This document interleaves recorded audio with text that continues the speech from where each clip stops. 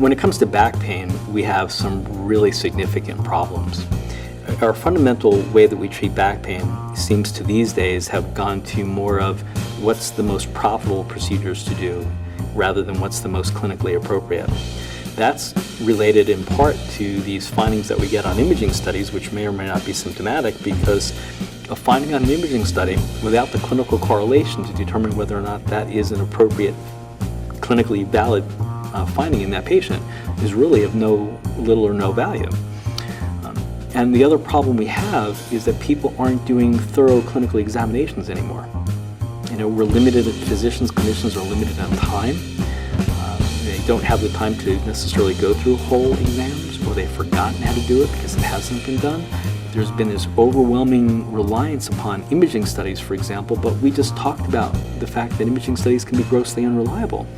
And yet, that seems to be what's guiding the treatment, when in fact, the most important tool to any physician treating a problem, whether it's back pain, toe pain, or diabetes, is all based upon the history and the clinical examination.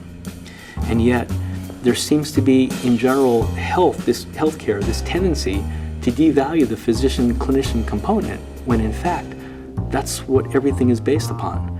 Our history starts, or our whole patient experience should start with the patient telling us a story, which is the history.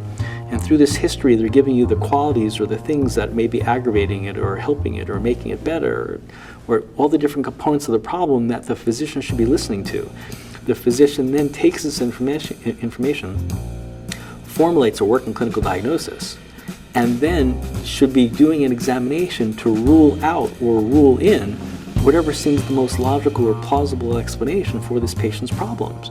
The old way that we used to talk about it was, if you hear hoof prints, it's likely a horse. Could be a zebra, but it's not likely going to be a unicorn. But then again, we do see unicorns on occasion too, so you can't look at it with a closed mind. You start out by not only looking at the way the patient's behaving, in addition to listening to the patient's story, but looking at the patient. It's scary to see how many providers treat back pain yet they've never looked at a back. It's almost embarrassing to say, but if you were going to take your car in to be repaired and you knew you had a problem with the brake system, would you want the person who can't name the parts of the brake system to be the one working on your brakes? We all look at that and say, of course not.